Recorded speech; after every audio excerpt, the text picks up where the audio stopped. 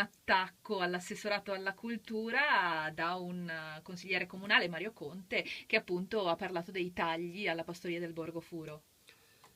Una serie di cose assolutamente errate e mi meraviglio che il consigliere Conte, che è un consigliere, non conosca i meccanismi del bilancio.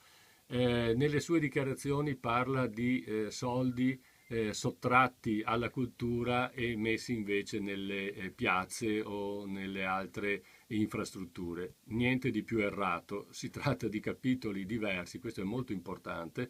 La cultura funziona perché si avvale dei capitoli che riguardano il bilancio dei contributi, quindi delle spese correnti, e le infrastrutture sono finanziate con il capitolo degli investimenti. Non si possono travasare le cose da una parte e dall'altra, quindi è sbagliatissimo pensare che siano stati sottratti soldi alla cultura. Semplicemente nel complesso generale della finanza di questo momento storico in Italia e non solo a Treviso ci sono meno soldi e quindi bisognerà fare i conti con quello che abbiamo. Altro errore clamoroso del consigliere Conte, citare un progetto per il quale avevamo chiesto il finanziamento alla Camera di Commercio e che non è stato finanziato. La Camera di Commercio ha deciso di non finanziarlo per ragioni sue, sulle quali non voglio assolutamente discutere. Il progetto è stato condotto correttamente dall'assessorato, dagli uffici.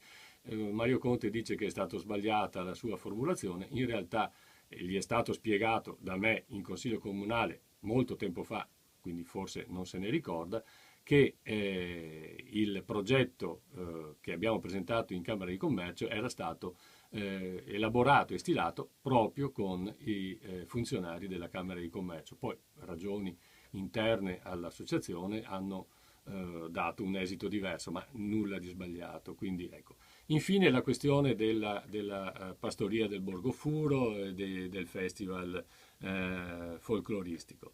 Anche qui bastava telefonare all'assessore anziché andare sui giornali e il Festival del Folklore sarà come tutti gli anni presente nella nostra vita cittadina.